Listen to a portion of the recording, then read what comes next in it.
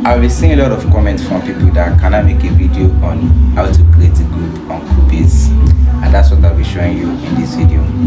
Welcome to my channel, I'm April, and if you're also new to Cubase, stick with me to the end. This video is for you. So when using Cubase, the first thing you should do is add audio track, then click right click, then add audio track. Come over here, right click, then add audio track. So how many audio track want to add? Let me say 5 audio tracks. Let your audio track be in mono, and then okay.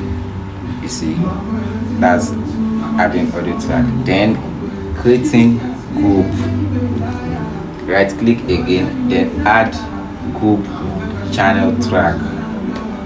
Add group. How many group? Let me say 3 groups, and let your group be in stereo, not in mono. Keep that in mind. Let your group be in stereo. So stereo, and then okay.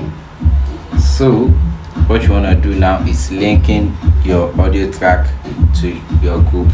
Then come to stereo out, come to group 1, then come to stereo out, come to group 1.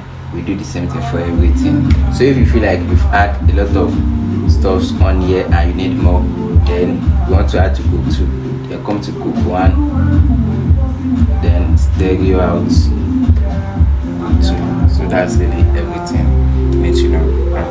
And if you want me to give you more details about how to use Cubase, how to record and other stuff, let me know in the comment section. So thank you all, bye for now.